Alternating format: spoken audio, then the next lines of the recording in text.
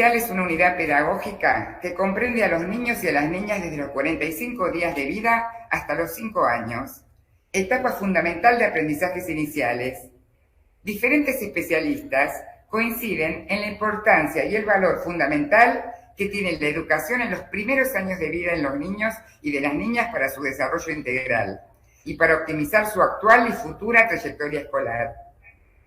El acceso al jardín maternal conforma una oportunidad para que las infancias incrementen los conocimientos y experiencias que extraen del ámbito familiar y los puedan complementar y ampliar con otros que se van sucediendo en la institución escolar.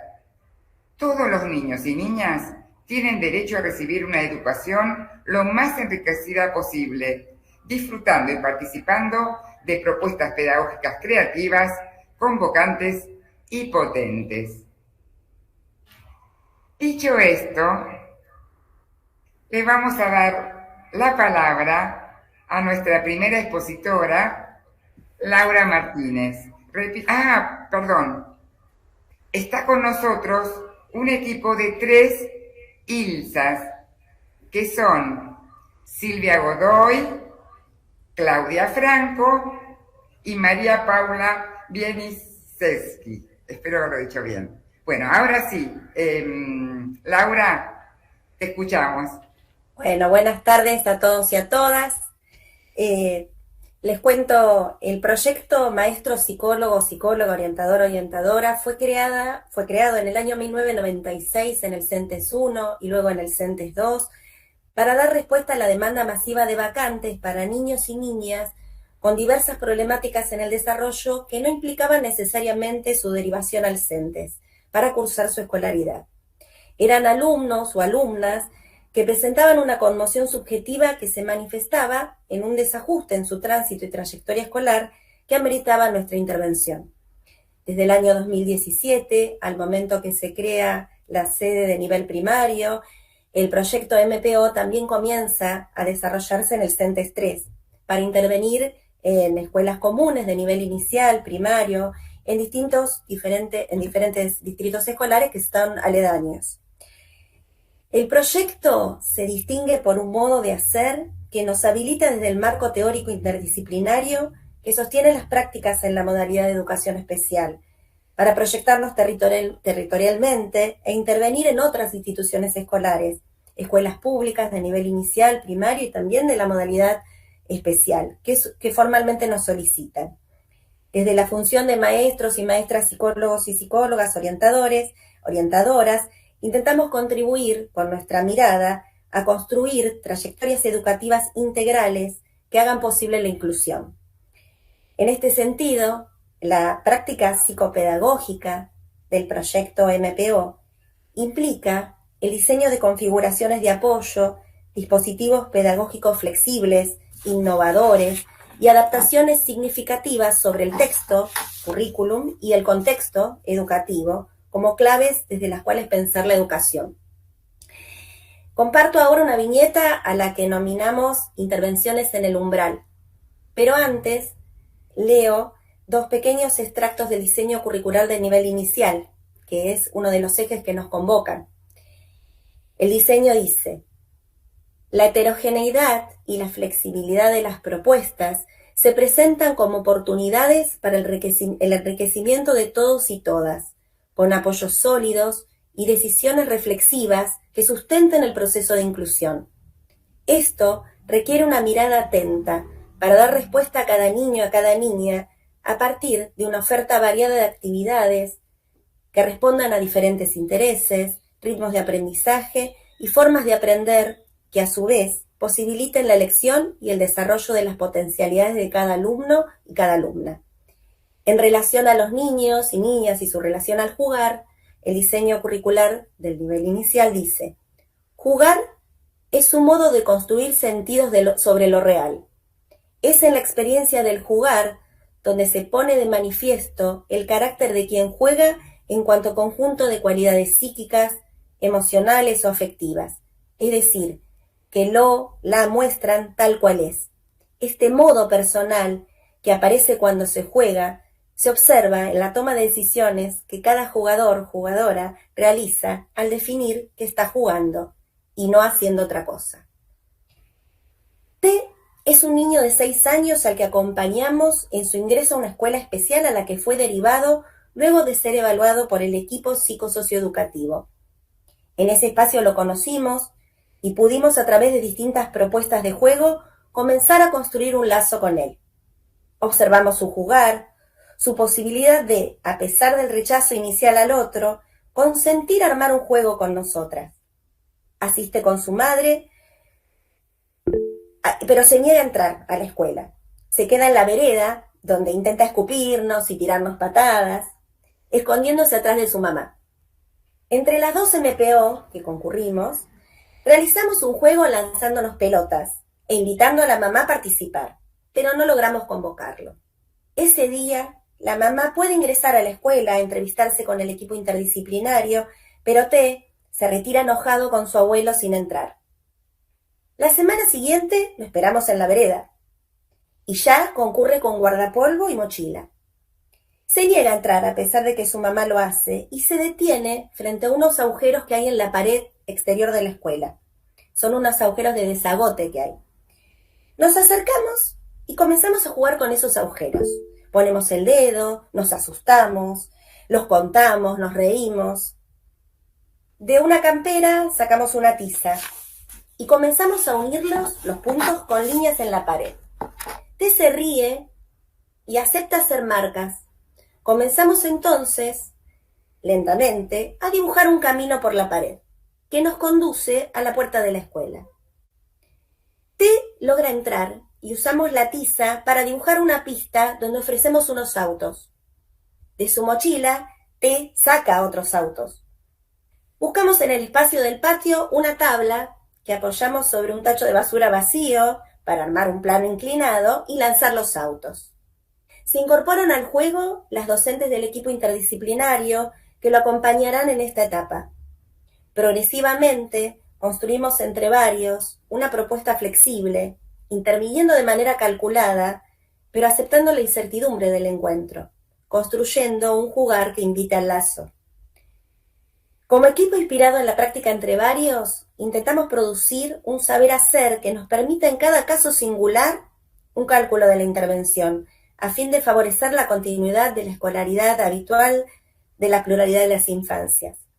Cálculo del tiempo y del modo sutil de intervención. Saber en suspenso y abierto a la contingencia. A tal fin, el trabajo se lleva adelante con los distintos actores de la comunidad educativa, apostando vez a vez a la inclusión de lo que no anda, de lo que se supone por fuera de la norma, de lo que da cuenta de una dificultad en la estructuración subjetiva. Se trata de inventar un lugar para los niños, niñas y adolescentes fuera de lugar. No desconocemos que la educación conlleva en su esencia un imposible constitutivo. Evocamos las palabras de Philippe Mérieux cuando enuncia que lo normal en educación es que la cosa no funcione. Hecho que verificamos cada día en educandos que se resisten, se inhiben, se rebelan o contrarían de algún modo la intención de los educadores. Desde el equipo MPO circunscribimos nuestro campo de acción a aquellos estudiantes que presentan dificultades en los tiempos de su constitución subjetiva con el correlativo exceso de goce que invade el cuerpo del sujeto infantil. Cómo intervenir en el entramado de discursos que se tejen en cada institución. Será en el encuentro con los docentes y directivos que nuestra función sostendrá la dimensión de imposibilidad que subyace a la tarea de educar. La apuesta intenta liberar al niño y a la niña del lugar de malestar institucional. La meta a alcanzar será poner a trabajar diferentes modos de abordar los imposibles que se ponen en juego en los vínculos con los cuales el sujeto niño se enfrenta, dando lugar a diversas formas de estructuración del lazo donde éste encuentra otra oportunidad. Los profesionales que integramos el proyecto MPO llegamos a nuestro rol después de haber realizado un recorrido por las diferentes actividades que se realizan en el CENTES 3. Ateneos, supervisiones clínicas, talleres áulicos, de expresión, grupos con padres, reuniones de equipo y seminarios abiertos. Este equipo, del que formo parte, junto con varias compañeras que no están acá, está coordinado por el equipo de conducción, en este caso nuestras 2 vicedirectoras, del nivel inicial y del nivel primario y la coordinación general de nuestra directora. Abordamos la tarea junto con los docentes, la conducción de las escuelas, los profesionales que atienden al niño, su grupo de pares, los equipos intervinientes y los padres. Los acuerdos se plasman en informes de inicio, de proceso y de cierre. Estos posibilitan un encuadre, es decir, un conjunto de constantes que regulan, contienen, informan, en el sentido de dar forma a una serie de acuerdos que hacen marco, estabilizando algunas variables que sostienen el desarrollo de la intervención. Nuestras intervenciones son generalmente directas, implican el asesoramiento con la presencia semanal del equipo MPO a la escuela del alumno o de la alumna, trabajando con el niño o la niña en su grupo de pares, en diferentes actividades escolares, orientando a los docentes y al personal de conducción para la construcción de dispositivos escolares, consensuando estrategias con los miembros de la comunidad educativa que intervienen en cada escuela. También tenemos la posibilidad de entrevistar a las familias y a los profesionales que intervienen en los tratamientos externos de los alumnos y alumnas. Articulamos también espacios pedagógicos con los docentes de grado, con otras configuraciones de apoyo y con los APND si los hubiera, con los profesores curriculares y con los equipos de conducción. Estas líneas generales buscan intervenir desde la inclusión ante el padecimiento del alumno o alumna, sosteniendo la permanencia dentro del sistema educativo en la modalidad más pertinente. En otras ocasiones, orientamos... Perdón, Laura, que te interrumpa, te quedan 5 minutitos. Perfecto. Concluyendo en otras formas que tenemos de intervenir, también orientamos y asesoramos a los equipos de conducción o quienes solicitan el proyecto de las diferentes modalidades que intervienen en la escolaridad del alumno o de la alumna, contemplando la posibilidad de recibir a los colegas en nuestra sede, solicitando un informe docente y del equipo que solicita la intervención. O bien, también tenemos la posibilidad de acercarnos nosotros como equipo MPO a las escuelas con el mismo objetivo, de manera esporádica, de acuerdo a cómo se acuerde la intervención. Bueno, esta ha sido la presentación junto con una pequeña viñeta y ciertos modos, me parece, de trabajar el jugar. Bien, muchas gracias, Laura. Aviso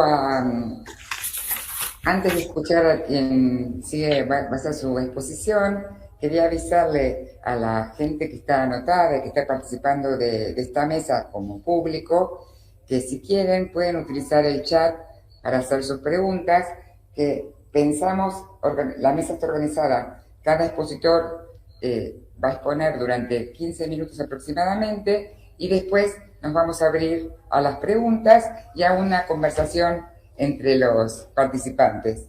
¿Les parece? Entre los participantes en pantalla. Y en todo caso, con las preguntas, dialogaremos con las preguntas y comentarios que se hagan. Bueno, Silvina Otamendi, la escuchamos. Bueno, ¿qué tal? Hola, buenas tardes. ¿Se me escucha? ¿Sí? Hola, ¿se escucha? ¿Sí? Bueno, ¿qué tal? Buenas tardes. Yo voy a contarles un poco cómo trabajamos desde la mesa de inicial y en otro momento de la exposición vamos a hablar cómo trabaja el escalafón B dentro de lo que es nivel inicial, ¿sí? Bueno, comienzo, ¿sí? A partir del año 2016 comenzaron a realizarse las mesas de nivel inicial en educación especial. Estas mesas de trabajo fueron concebidas y autogestadas desde la horizontalidad de sus actores, con el fin de ampliar y compartir la investigación y la producción intelectual, promoviendo el trabajo colaborativo en los equipos y al interior de las escuelas. Como sabemos que cada distrito tiene su propia forma de intervención intraescolar y territorial, tratamos de acordar algunos puntos que enmarcan nuestra tarea, como por ejemplo el trabajo colaborativo con todos los actores intervinientes, el armado de una red que garantice los derechos de los niños y de las niñas. En los primeros encuentros de las mesas de inicial se intentó definir y construir el rol del maestro de apoyo pedagógico de nivel inicial en el escalafón B, al igual que pensar y reflexionar sobre la normativa que encuadra dicho rol. Con el transcurrir del tiempo de las mesas, nos surgió la necesidad de conocer el trabajo de los otros escalafones, el cual tiene dos aristas. Por un lado, poder ver las semejanzas y diferencias entre los escalafones, los puntos de encuentro, y por el otro lado, aprender de las experiencias contadas en primera persona y que nos pueden servir como herramientas para utilizar en el desarrollo de nuestra tarea diaria. En el 2018 y en el 2019, por todo lo que dije recién, comenzamos a organizar encuentros en función de las necesidades y de los intereses de los participantes a partir de encuestas.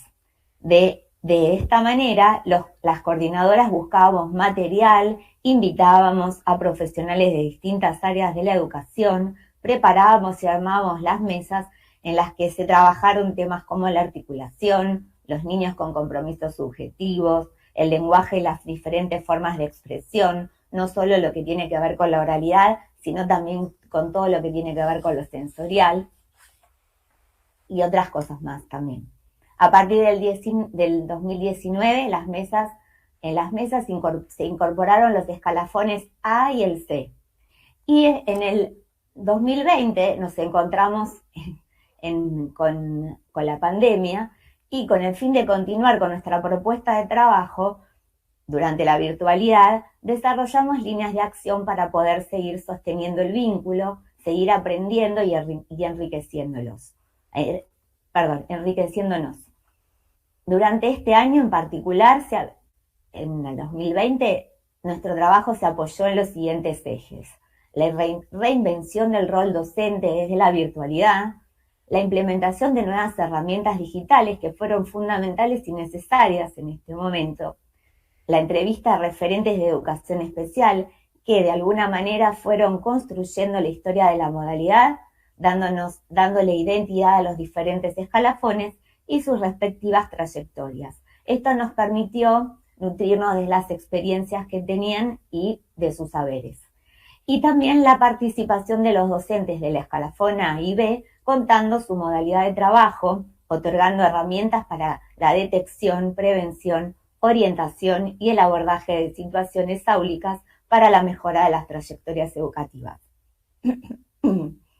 También, para lograr una mejor comunicación entre las mesas y los participantes de las mesas, creamos un blog Wix que sustituyó al que ya teníamos y un Instagram para difundir las entrevistas, los talleres, charlas y todo lo que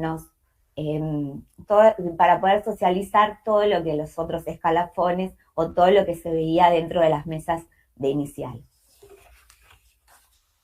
Ahora les voy a contar cómo se trabaja dentro del escalafón B, ¿sí? El nivel educación especial, el escalafón B de educación especial empezó a trabajar en nivel inicial aproximadamente en el 2013. Cada distrito lo hace de una manera diferente. Es por ello que uno de los objetivos que tuvimos en la mesa inicial desde un principio fue aunar criterios de trabajo, hacerlos comunes a todos los distritos, y estos criterios o esto a lo que se apuntó que tengamos en común era todo lo que tenía que ver con el rol del docente de apoyo, el trabajo colaborativo, el trabajo en red y la articulación entre el nivel inicial y la modalidad de educación especial. Perdón. ¿Con quiénes trabajamos? En general lo hacemos en las salas de 5, acompañando a todo el grupo y brindando apoyo pedagógico de manera específica a los niños y a las niñas que más lo necesitan. También podemos ir a trabajar a las otras salas, sea de 3 o de 4, según las necesidades de cada institución. En algunos distritos, las maestras de apoyo que trabajan a nivel inicial también lo hacen a nivel primario.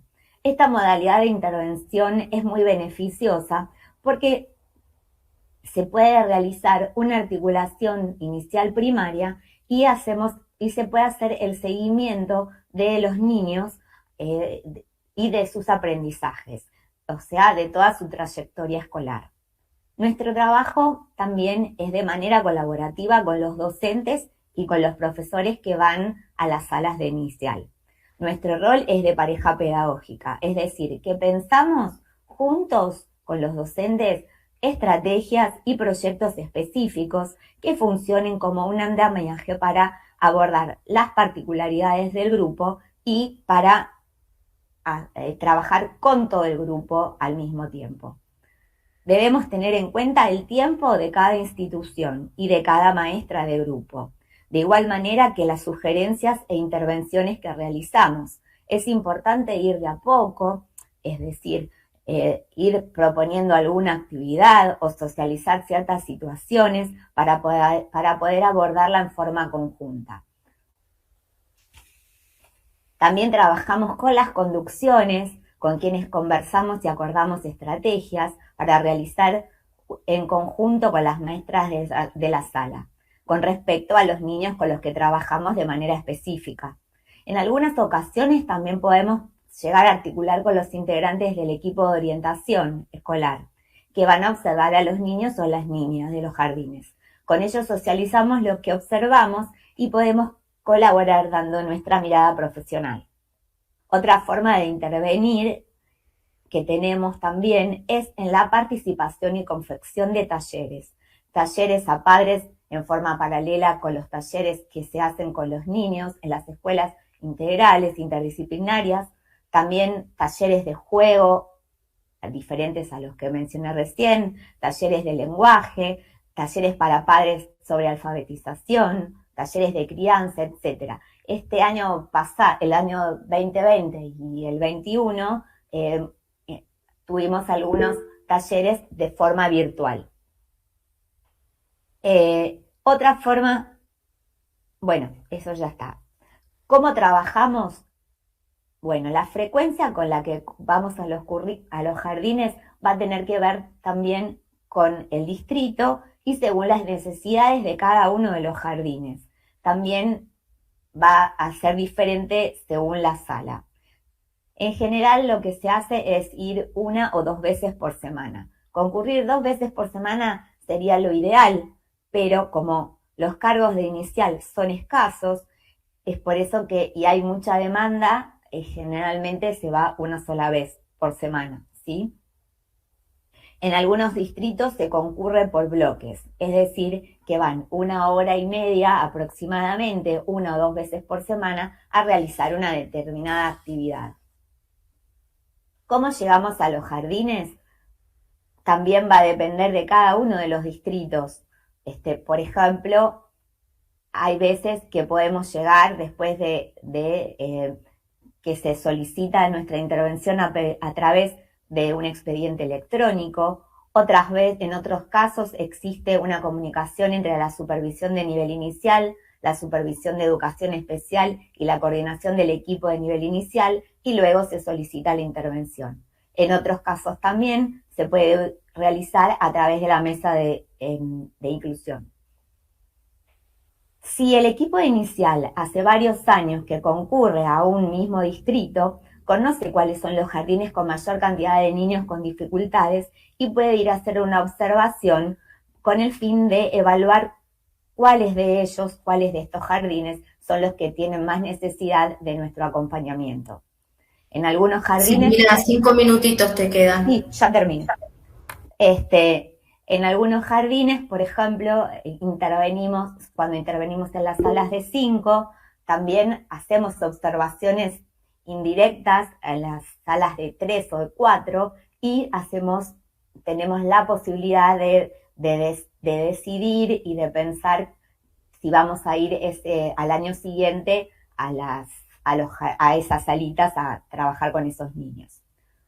Bueno, esto es lo que nosotras con mis compañeras armamos, mis compañeras de la mesa, de la coordinación, y les queremos agradecer por este espacio. Y para cerrar, preparamos unas palabras finales con el fin que definen todo lo que nosotros pensamos que debe suceder en nuestra modalidad y que vamos logrando con la apertura de este tipo de espacios, de intercambios y de redes. Les voy a leer. Las diversas instituciones educativas proporcionan diferentes aportes específicos que conectan dentro de una constitución dinámica y cambiante, características de este momento histórico, que solo es posible con un trabajo colaborativo a partir de una mirada integral de las únicas. La diversidad educativa nos proporciona diferentes expertices y experiencias que posibilitan andamiajes y generan intervenciones específicas que tienen como finalidad garantizar el derecho a la educación. Para la mesa inicial, el punto clave del trabajo en red es de pensar el mundo y de reflexionar permanentemente con otros. Replantearnos nuestra propia red de relaciones para no padecer la paradoja de querer trabajar en redes mientras vivimos aislados. Muchas gracias. Bueno, muchas gracias. Me surgieron algunas preguntas que ojalá que después tengamos tiempo porque, bueno, me callo. Vamos a presentar ahora a Daniel Karavelnikov, integrante de CEPAPI, psicólogo de CEPAPI. Daniel, te escuchamos. ¿Se me escucha bien? Perfecto. Bueno, hago esta aclaración antes de dar lectura al pequeño texto que armamos con mis compañeras de los otros CEPAPIs. Somos 7 CEPAPIs en total. Y bueno, este texto representa evidentemente a todos los CEPAPIs, pero también representa la práctica de la atención temprana y la intervención en primera infancia, dado que nosotros formamos parte de la red, con lo cual con Caro somos dos conjuntos en intersección, porque de alguna manera el eje de la atención temprana y de la primera infancia nos reúne alrededor de una cuestión común. Entonces, lo que voy a hacer es presentar primero específicamente a los CEPAPIs como equipos interdisciplinarios y como dispositivos específicos dentro de lo que es la atención temprana y de la primera infancia, para luego hacer, si queda tiempo, algún comentario del caso que Caro va a exponer en representación al campo de la atención temprana. ¿Queda claro? Bueno, voy a dar lectura al texto. Los centros educativos de prevención y atención temprana...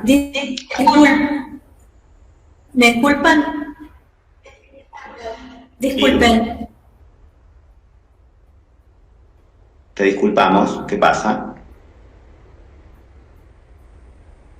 ¿Sigo o no? ¿O me detengo? Espero. No entendí.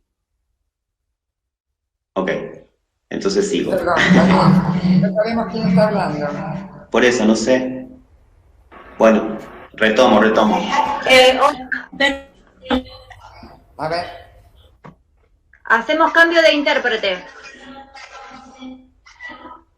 Perdón, tenemos...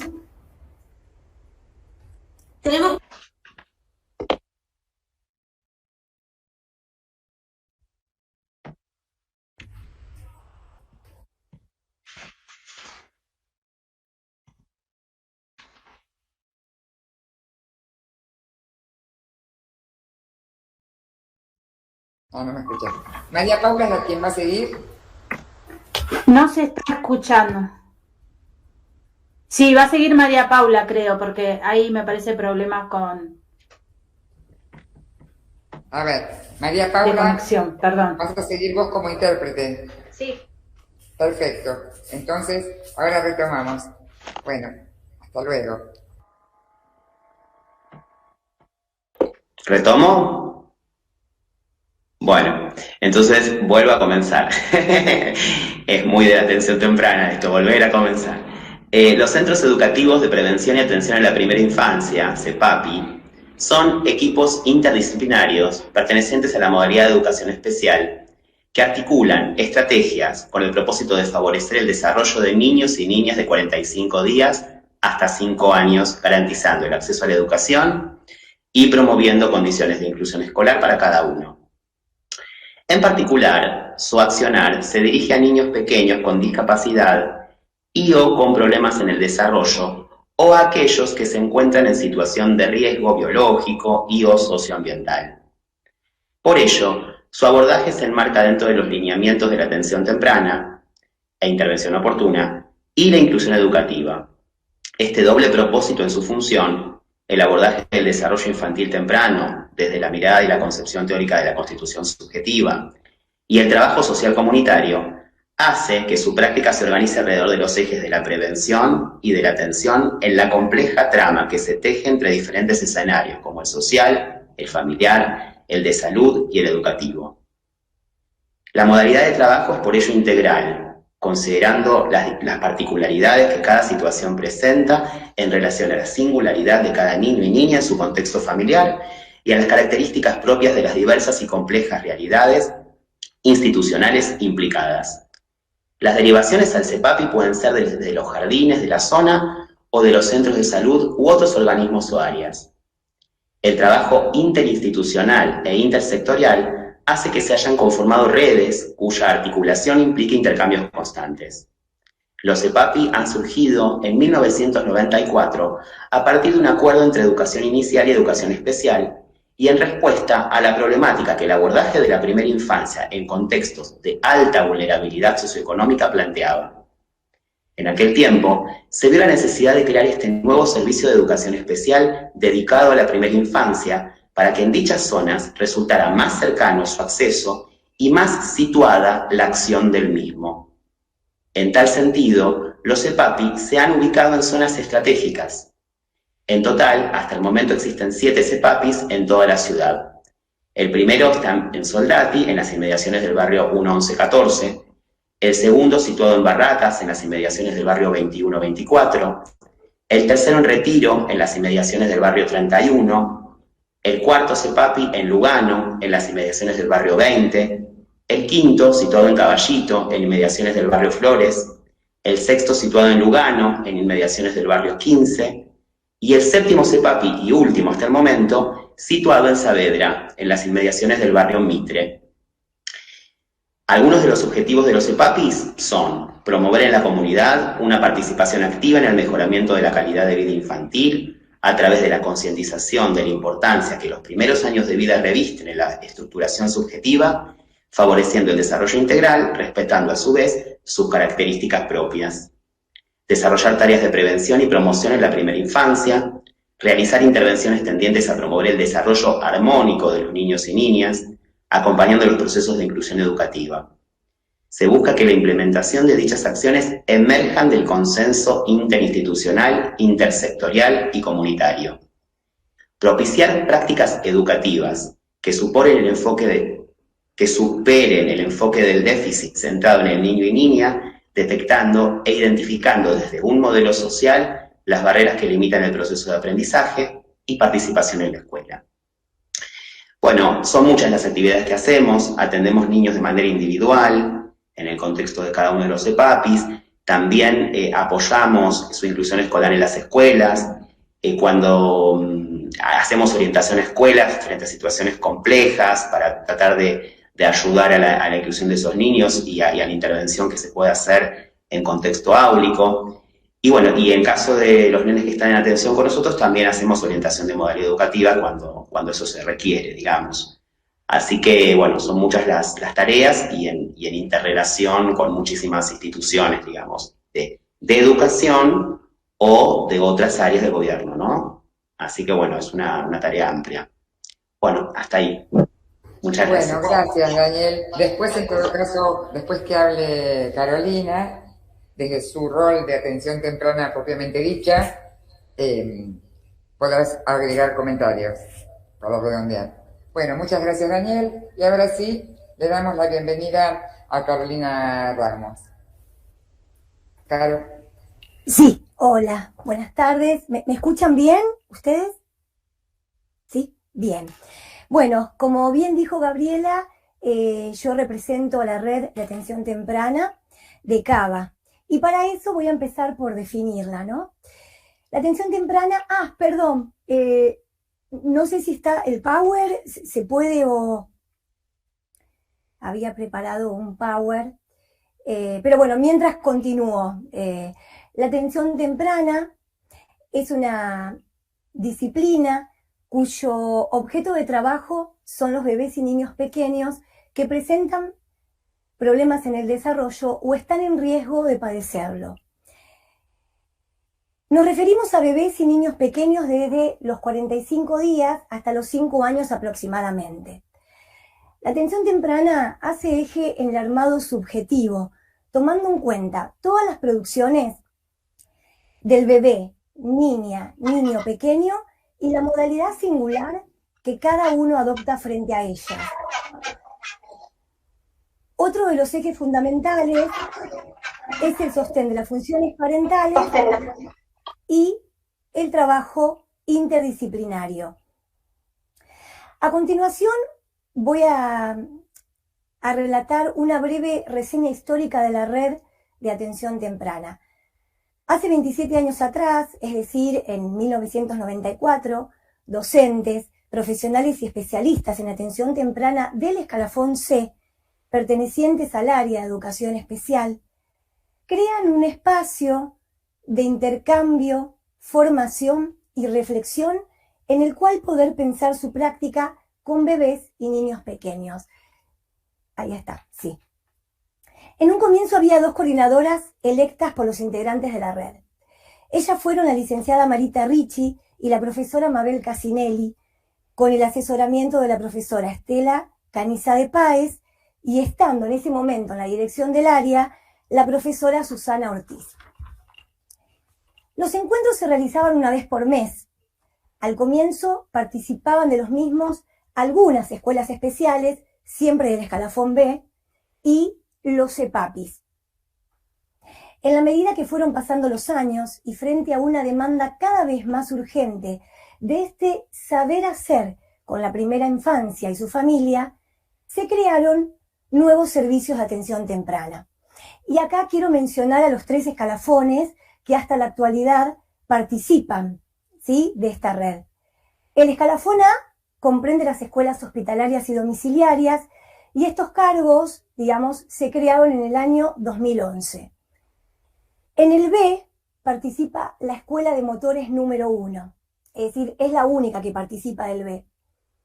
Y el C comprende las escuelas de educación especial especializadas en discapacidad cognitiva, motora, visual y auditiva. Todas las instituciones educativas, a excepción de las escuelas hospitalarias, cuentan con un equipo interdisciplinario.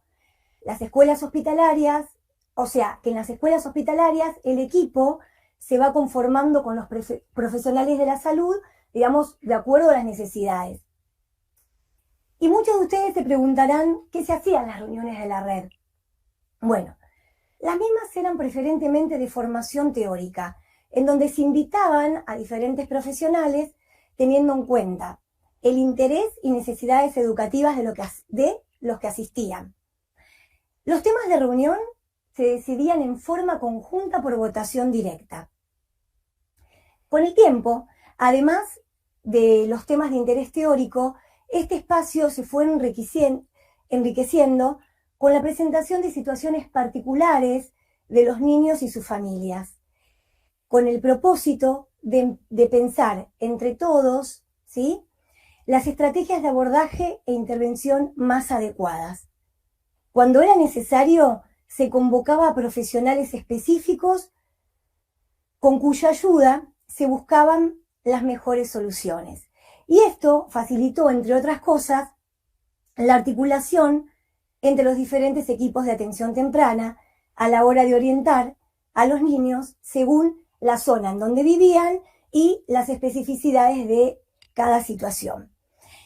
Desde el año de su fundación, ¿sí?, hasta la actualidad, estas prácticas de autogestión y de formación continúan vigentes, ¿no? Bueno, y ahora les voy a relatar brevemente una experiencia que viví como maestra de atención temprana en la escuela hospitalaria número 1 del Hospital Dr. Ricardo Gutiérrez, desde octubre del 2019 y todo el 2020. Perdonen si hablo rápido, pero bueno, los minutos, digamos, van sumando y entonces, bueno, voy a tratar de ser, bueno, no sé, lo más breve posible. Bueno, se pide la intervención al espacio de atención temprana de una unidad de internación del Hospital de Niños. La orden de derivación decía: paciente con síndrome convulsivo secundario a hematoma subdural izquierdo y sospecha de maltrato infantil. Hemipalesia de mi cuerpo derecho y probable afectación en el campo visual. Esto decía la orden médica. Li y Juan son un matrimonio chino que vinieron a pasar su luna de miel a la Argentina. Cuando la mamá estaba embarazada de 4 meses, tuvo una hemorragia del segundo trimestre con indicación de reposo, por lo cual los médicos le recomendaron que no volvieran a China. Así que decidieron quedarse en nuestro país. En mayo del 2019 nace Andrés por cesárea en un hospital público de Cava. Les paso a contar mi trabajo en atención temprana. Empiezo a trabajar con el bebé cuando tenía 5 meses. En el primer encuentro con Andrés, él viene acompañado por su mamá, una cuidadora asignada por el hospital, a la que le pedí que por favor esperara afuera.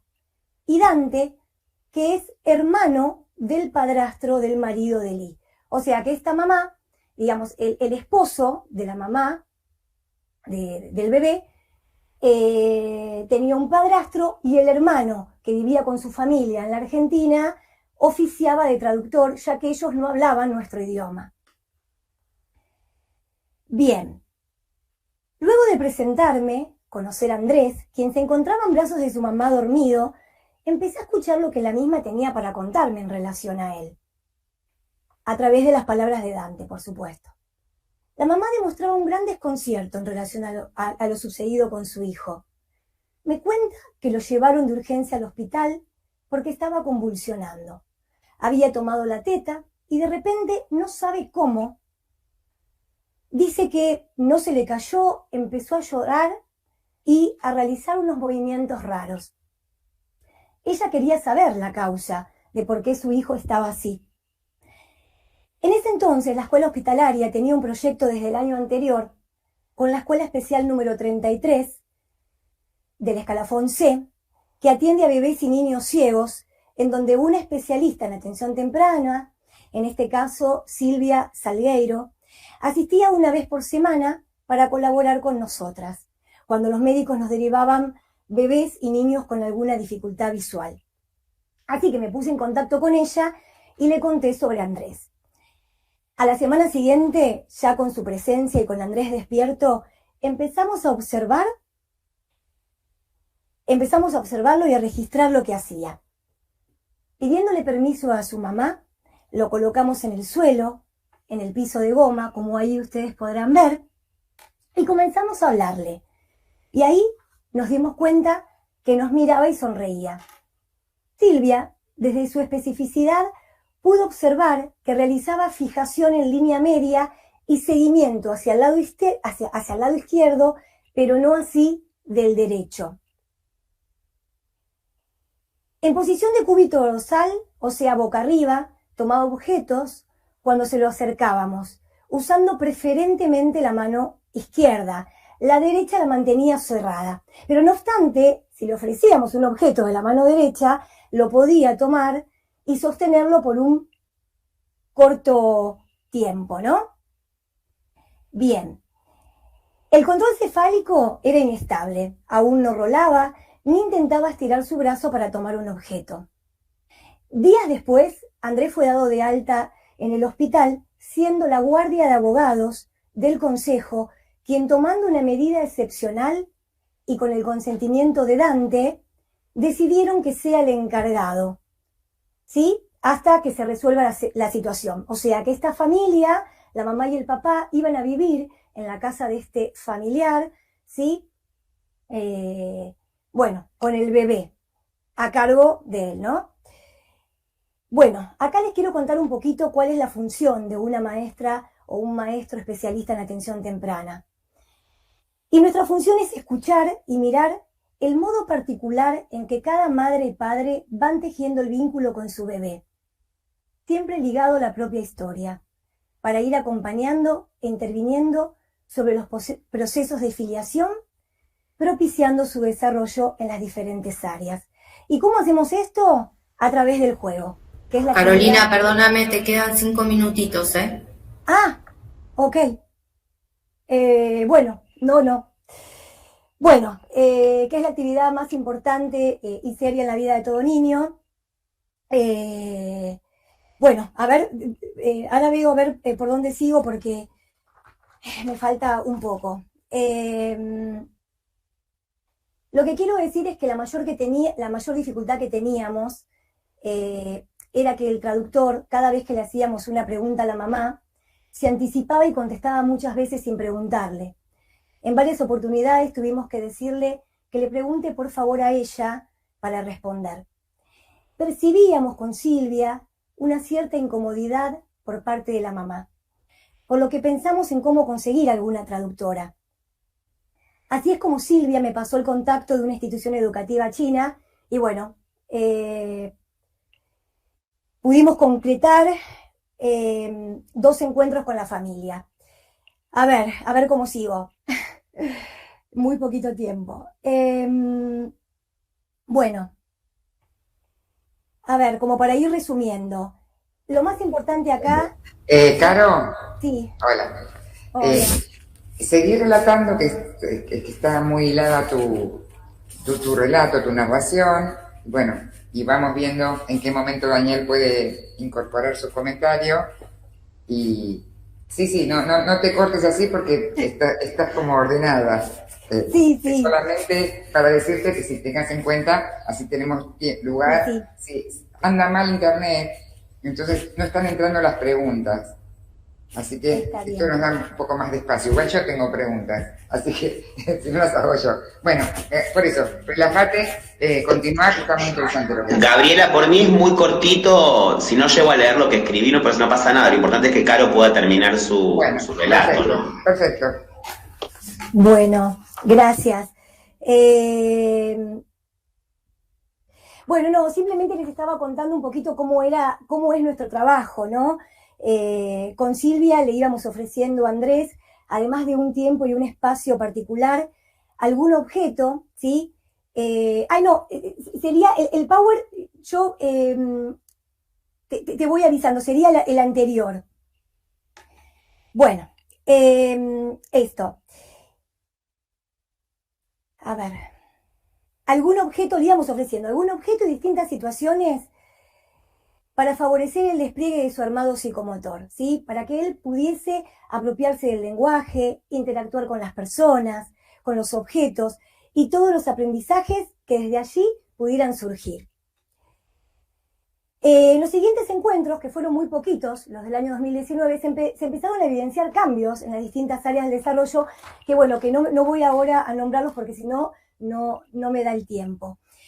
Pero sí es importante decir que una vez que pudimos conseguir una traductora, ¿sí? Para ir corriendo por ahí la figura de este familiar,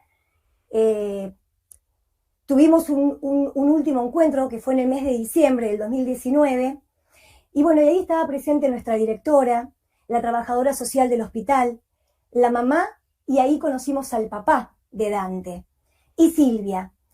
El papá observaba mejoría desde que Andrés empezó a asistir al espacio, ¿no? Observaba también que el cuadro con el que entraban a la guardia y el diagnóstico médico ahora estaba más leve. Hasta ese día no comprendían qué pasó. El papá está muy agradecido con Dante y su familia por alojarlos en su casa, aunque la madre en el encuentro anterior nos había manifestado que se sentía observada en todo lo que hacía, digamos, en relación a su hijo, ¿no? Por esta familia. Bueno, así llegaron las vacaciones de verano. La mamá durante todo ese verano me fue mandando videos y fotos de Andrés en distintas situaciones de la vida cotidiana. Ahí está, se ve en el Power. Jugando, comiendo, cuando lo bañaban, cuando lo llevaban a colocarse una vacuna, ¿no? En el piso, jugando. Bueno, ella me compartía todo. Continuó realizando los controles pediátricos de manera presencial y con el seguimiento de la Defensoría Zonal. En el año, digamos, 2020, habiendo comenzado ya el ciclo lectivo, ¿sí? Pero con motivo de la pandemia, ya no volví a verlos de manera presencial. La presencia de Silvia ya no fue necesaria porque visualmente no presentaba dificultad.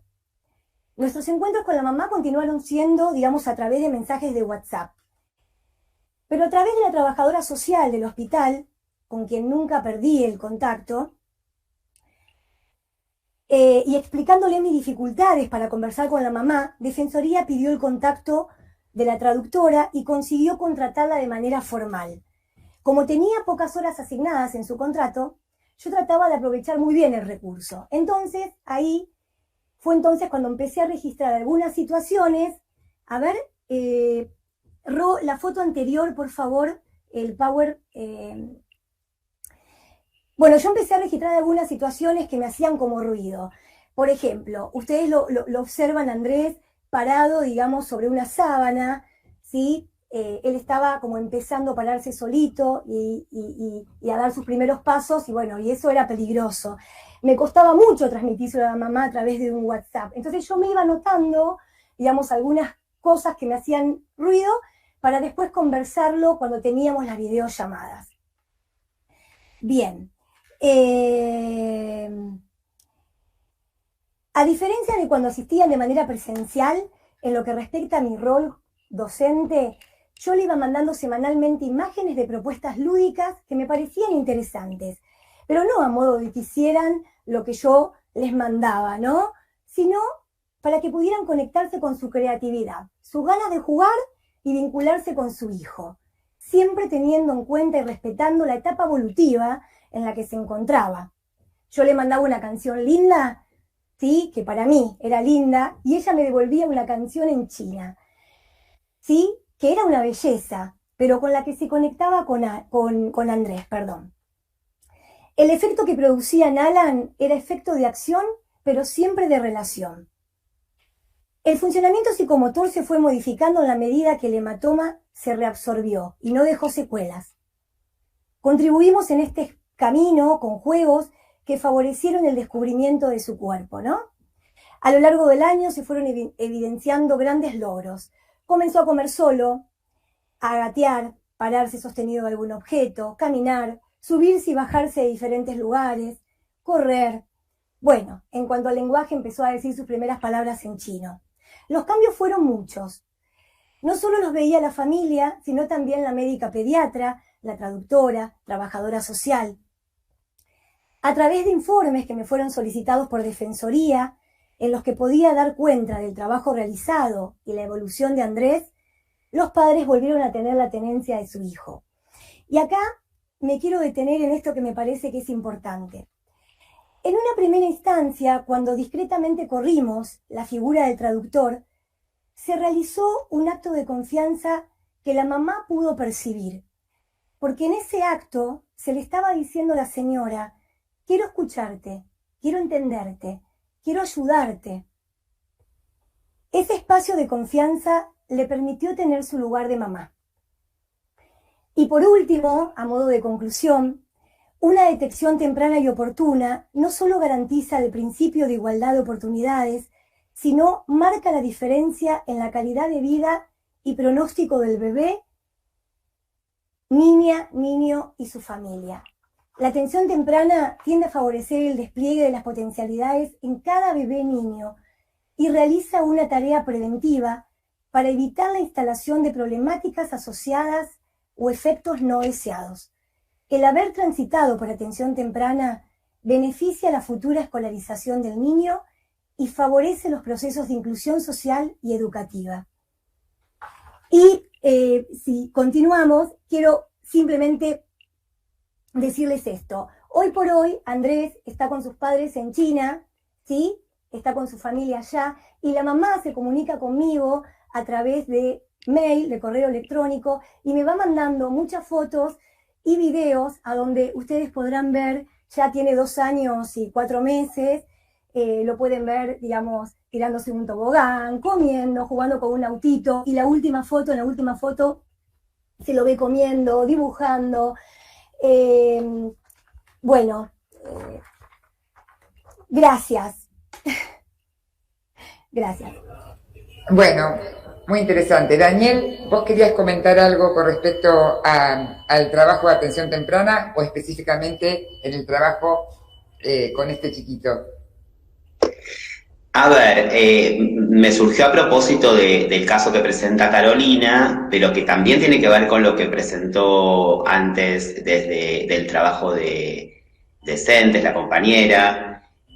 O sea, se relaciona con muchas cosas, porque la pregunta por el lugar de un niño, por cómo hacerle lugar a un niño, es una pregunta compleja para digamos, responderla. Y si queda un ratito leo lo que escribí y si no lo comento, como ustedes quieran. Tiene que ver con esto, con poder interpretar cómo se le hace lugar a un niño muy pequeño. ¿Cuál es la condición? Laura lo circunscribió de una manera muy precisa. Y en el caso de Carolina, y Silvina lo dijo en otras palabras, pero digo, en el caso de Carolina, tiene relación con el campo de la cultura a través de la educación, digamos, que es un punto de armamento muy importante que yo quería rescatar a partir del caso de Carolina, ¿no? Si quieren lo leo, no sé si queda tiempo o no. ¿Lo leo, Gabriela? Bien. Se llama así la pequeña interpretación que se me ocurrió a partir de lo de Caro, pero que se relaciona con lo que también dijeron Laura y Silvina, ¿no? Lo cultural como condición de humanización, se llama. De los múltiples e interesantes aspectos que Carolina nos acerca con la viñeta de su experiencia, quiero centrarme en el que considero es el principal hallazgo teórico-práctico de la intervención, lo educativo como traducción permanente que posibilita la transmisión de cultura. Sabemos que ser alojados en la trama cultural de nuestro tiempo es la operatoria central a través de la cual nos constituimos en humanos. La vía por la que aquella se realiza es la de ser inscriptos en la cadena de las generaciones de nuestros predecesores, y así entrar en el orden humano. Esperen que me perdí. Esta es la condición sine qua non para que el sujeto que adviene se desarrolle y desarrolle sus potencialidades y también pueda aprender. Dicha inscripción deja una huella singular, el cuerpo propio como efecto de una lengua materna. Entendiendo a la cultura como aquel sistema de signos y creencias, prácticas e ideas que orientan al ser humano en el mundo, entonces podemos advertir que sin estas coordenadas estaríamos completamente extraviados, o simplemente no estaríamos. Pienso que el caso que nos presenta Carolina nos ilustra con elocuencia sobre este tema fundamental. Un niño de 5 meses llega a atención temprana por presentar ciertas marcas y manifestaciones que aparecen en su cuerpo y que complican su desarrollo. Un hematoma subdural, las convulsiones, la hemiparesia y la afectación del campo visual. ¿Cómo se produjeron? ¿Cuándo? ¿Por qué? En vista de una comprensión cabal, arriesgaremos una hipótesis que nos ayude al desciframiento de esta enigmática inscripción. La imposibilidad de retorno a China comportó una dislocación cultural en la que el bebé, su mamá y su papá quedaron atrapados. Un verdadero ostracismo simbólico que los privó de su mundo de referencias y que comportó la coyuntura para que el desencuentro entre madre e hijo se produjera.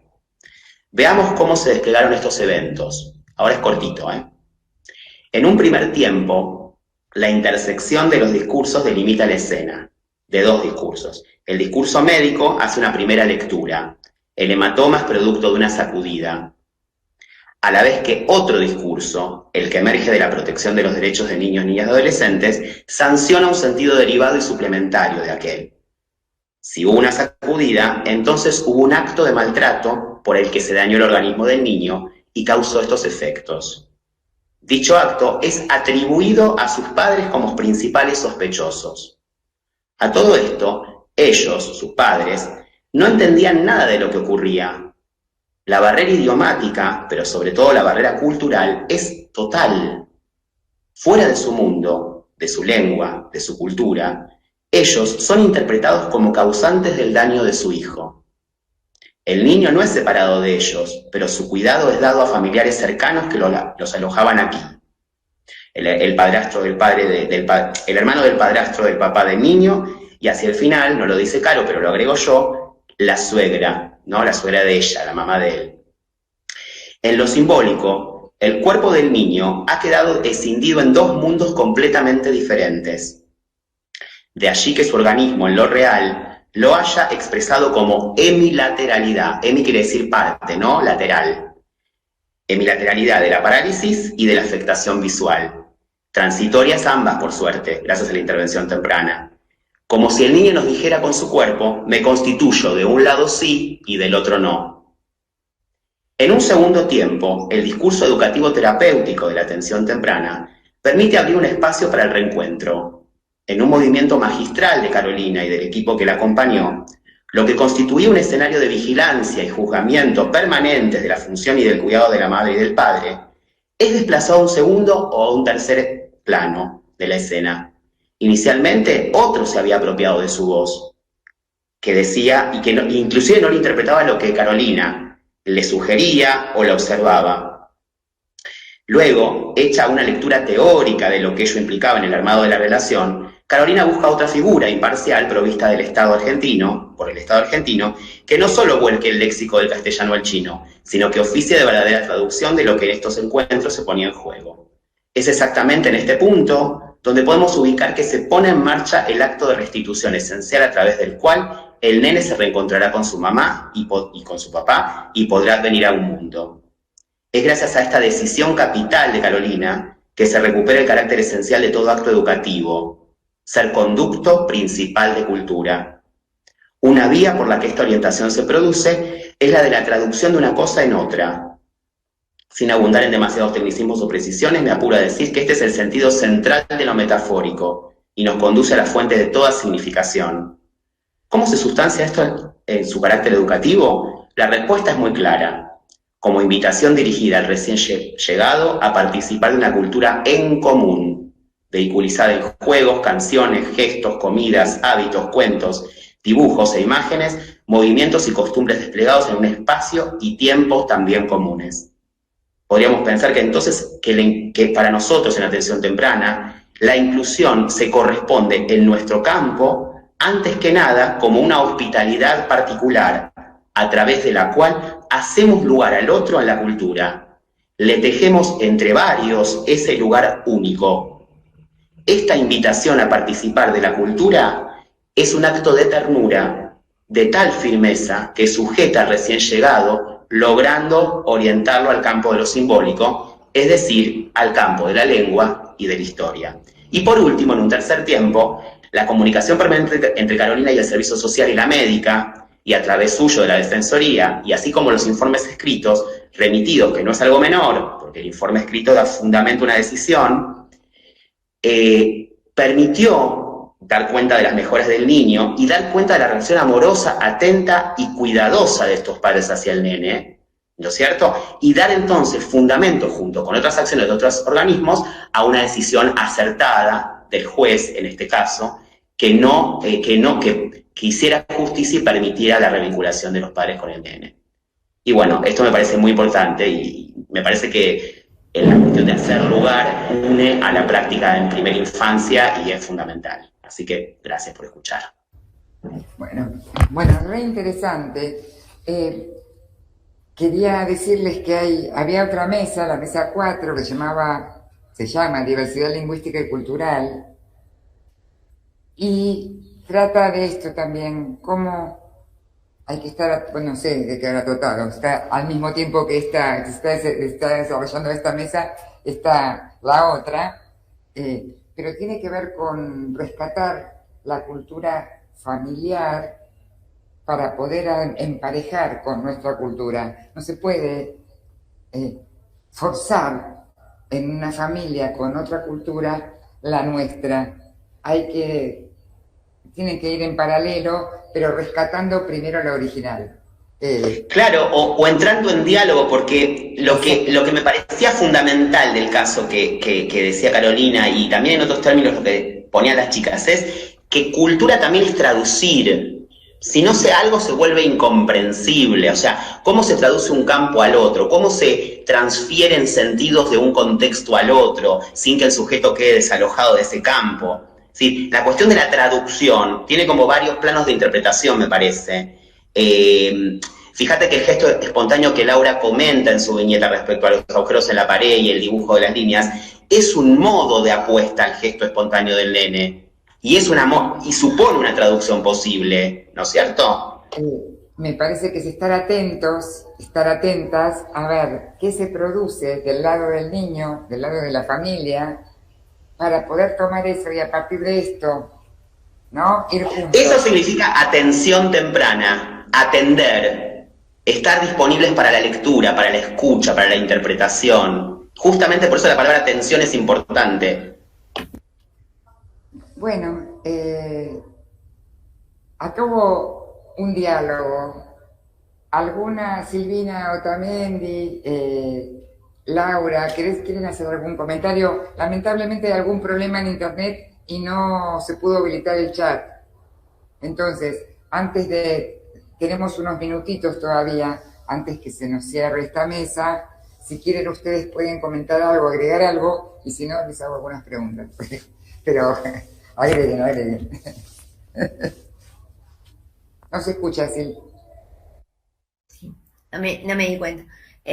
Yo quería comentar que me pareció muy interesante de atención, lo que se trabaja en atención temprana, porque la verdad nosotros no lo conocemos específicamente y rescato este espacio justamente para esto, para conocernos, para conocer qué es lo que hace cada uno de nosotros en nuestro trabajo, porque, qué sé yo, nosotras en la mesa inicial y habíamos hecho un escrito un poco más largo y habíamos hablado justamente de que educación especial es tan amplio, está tan dividido y no nos conocemos entre todos y no sabemos qué es lo que cada escalafón y dentro de cada escalafón qué es lo que hace cada uno. Obviamente no sé si vamos a llegar a saber todo de todos, pero sí la importancia de la articulación entre nosotros y saber de que existe el CEPAPI, qué es lo que hace, o qué es lo que se hace como Laura dentro de los, como maestra, como MPO, o nosotros desde educación, desde el escalafón B. Me parece que estos encuentros están buenos por esto, para aprender, y bueno, eso es una de las cosas que nosotros también estábamos intentando hacer en las mesas de inicial, ¿no? Que nos parecía interesante. Bueno, y nada, y me encantaría ver si por ahí los CEPAPIs también pueden venir a las mesas de inicial, porque me dijeron antes que no habían nunca vinieron. Si nos invitan, encantados. Bien, quería decir algo para sumar a lo que dice Silvina. CENTES pertenece al escalafón B. Entonces, es otro modo de intervención que hay dentro del escalafón B. Por eso a nosotros nos parecía, las supervisoras y la dirección del área, cuando pensábamos esta semana de jornadas, nos parecía que era muy interesante que pudiéramos contarle a los colegas y que no sea la mesa de inicial para los de inicial. Por eso teníamos muchas ganas de contar de qué se trata atención temprana. Es verdad, yo soy supervisora del escalafón B y no tengo la menor idea, porque además nunca trabajé en motores, que es la única escuela del B que trabaja con atención temprana. Entonces, como que la vía por la que yo me fui haciendo mi carrera no se cruzó. Y es tan interesante, ¿no? Cuando uno entra en diálogo y conoce, porque además nos podemos convocar entre colegas para pensar situaciones. Como decíamos en la introducción, para pensarnos y crecer. Bueno, les dejo a ustedes, que no tengo que hablar yo, tienen que hablar ustedes. Y nos reúne el tema de lo inicial. Yo inicialmente había escrito un pequeño texto referido al tema de lo inicial, este significante, ¿no? De lo que supuestamente está en el origen, en el inicio, en el comienzo, y la complejidad y el misterio también que se vincula a veces a los orígenes de algo, ¿no? Entonces eso me parece que es muy interesante que lo volvamos a tomar, porque no lo va a tomar el discurso médico, lo vamos a tomar nosotros como estandartes de cultura. Lo pedagógico no es simplemente una actividad que se le da a un nene, porque esto es un fantasma de también sobre lo inicial pesa, ¿no? Bueno, a ver, ¿cómo estructuran el encuentro? ¿Qué actividades se le da al nene en el sentido de estructuradas? La educación, antes que nada, es transmisión de cultura, y sin la acción temprana de cualquiera de nosotros, eso no va a ser posible para actividades después cada vez más estructuradas. Así como yo hablaba de canciones, de cuentos, de movimientos, después podría ser el sistema de escritura, podría ser cualquier contenido, digo, pero para que eso sea posible, tiene que haber la constitución del sujeto, tiene que haber alguien que pueda estar disponible a aprenderlos, ¿no? A derivar su energía en esa construcción. Entonces, en lo inicial me parece que ahí nos reúne alrededor de una cosa compleja a dialogar, ¿no? Muy interesante, gracias por la invitación. Es muy interesante, pero además a mí me gusta pararnos desde el lugar que va distinto a como era antes, que lo inicial era lo preparatorio para otra cosa. Ahora lo inicial tiene su propio peso, es lo fundante, es lo estructurante, y me parece desde este lugar también rescatar esta mesa, ¿no? Con la importancia que tiene totalmente ahora, aunque el niño tenga 50 días, 45 días, o 3 años, o 5, no me importa qué va a pasar sí me importa lo que va a pasar en la primaria, pero digamos que me importa que ahora pueda vivir la experiencia educativa y la experiencia cultural. Sí, y también estaba pensando, sí, yo estaba escuchando, coincido con todo lo que estuvieron diciendo, la importancia que tienen estas redes, estas mesas, ¿no? Que ya sea a nivel inicial, las mesas de equipos interdisciplinarios, la mesa de atención temprana, porque es el espacio, digamos, donde un grupo de personas se reúnen, ¿no? Como yo ya lo había explicado antes, para poder reflexionar, para poder pensar, para poder compartir.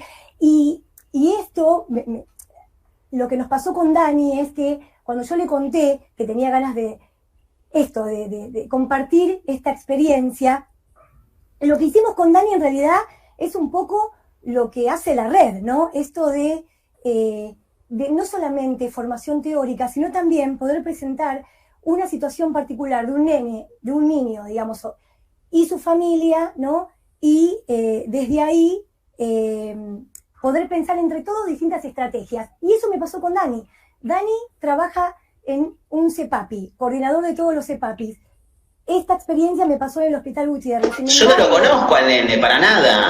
No lo conoce. Estuvimos toda la semana pasada trabajando en esto, o sea, yo le iba contando, y Dani fue haciendo un análisis. Bueno, creo que esto resume un poco el trabajo que se hace en la red, ¿no? Y la importancia que tiene. Porque yo pude ver un montón de cosas que el año pasado, y en una situación de pandemia, que fue muy difícil el trabajo, esto nos pasó a todos, a donde tuvimos que también aprender a hacerlo de otra manera, ¿no? Sí. Sobre todo en la atención temprana, que uno trabaja con lo espontáneo, y acá tuvimos, o sea, yo tuve que mandarle a la mamá videos, fotos, como actividades un poco más, no me sale la palabra, pero, bueno, ahora se me fue de la mente la palabra, pero en realidad tiene que ver con esto, ¿no? Con el poder compartir y la importancia del trabajo interdisciplinario. Eso también lo quiero remarcar. Sí, yo, permiso, comparto todo lo dicho, la importancia de estos espacios. Para nosotros, un autor muy importante que vertebra parte de nuestro modo de trabajar tiene que ver con Antonio Di Ciaccia, que trabaja sobre todo la práctica entre varios. El CENTES es un espacio donde el padecer de los niños es muy intenso, entonces necesariamente tenemos que trabajar con otros y necesariamente pensamos con otros, y muchas veces, como también decía Carolina, nosotros vamos con lo incierto, llevamos una tiza en la campera, un autito, un libro de dinosaurios, pero no sabemos qué es lo que va a suceder en ese encuentro. Y destaco algo que dijo también Daniel y que dijo Carolina y también de alguna manera Silvina. Nosotros vamos con una mirada sustentada en una formación fuertemente teórica. Yo quiero destacar también que todos quienes estamos aquí formamos parte de educación especial, además del deseo potente de seguirnos formando, estamos convocados por esto que se celebra en esta semana, ¿no? El encuentro, el charlar. Históricamente este espacio ha sido un espacio donde hemos escuchado, compartido y nos seguimos formando. Bueno, decirles que ya estamos por cerrar la transmisión porque, bueno, en y media se corta la transmisión, así que felicitarlos a todos por su participación. Como todos dijeron, es riquísimo estos momentos, estos encuentros. Pudimos conocer un poco del trabajo del otro, que eso es importantísimo. Así que agradecerles por todo el trabajo realizado. Y bueno, nos vamos. Yo quiero decir algo más, Roxana, ¿me permitís? Sí, 2 minutitos. No, es menos. Yo Dale. soy muy breve cuando quiero. Hay muchos saberes que desarrolló Educación Especial en sus 3 escalafones que Educación Común necesita urgentemente. Porque lo que antes quedaba circunscrito a Educación Especial, hoy tiene un nivel de generalidad, por ejemplo, el desamparo cultural de los nenes, la dificultad de apropiación del lenguaje, una serie de cuestiones que antes la sociedad, por las condiciones que tenía, garantizaba de alguna manera, y hoy, por una serie de arrasamientos sociales, económicos, etcétera, no están garantizados. Entonces, un gran desafío para nosotros va a ser cómo darle continuidad y renovar estos saberes que Educación Especial ha desarrollado sin desaparecer en el intento. Esa es una transferencia de saberes que el CEPAPI tiene muy presente porque trabajamos todo el tiempo con Común y con otras. Entonces, esa es una gran cuestión de entramado y de renovación de los saberes. Se corta. ¿Cortó? Se cortó, Daniel. Nos quedó La congelado. última parte. Apoyo, y por eso pensamos en el título de esta semana, en todas las escuelas, todos los derechos. No solamente las escuelas de educación especial, para todas las escuelas. Así que, dicho esto, ¿terminamos? Les agradecemos, yo también les agradezco. Gaby, la verdad, un excelente trabajo, felicitaciones para todos. Ah, Nos claro. veremos el año que viene en la nueva edición de la Semana de la Educación Especial. A seguir disfrutando esta semana. Chao. Chao.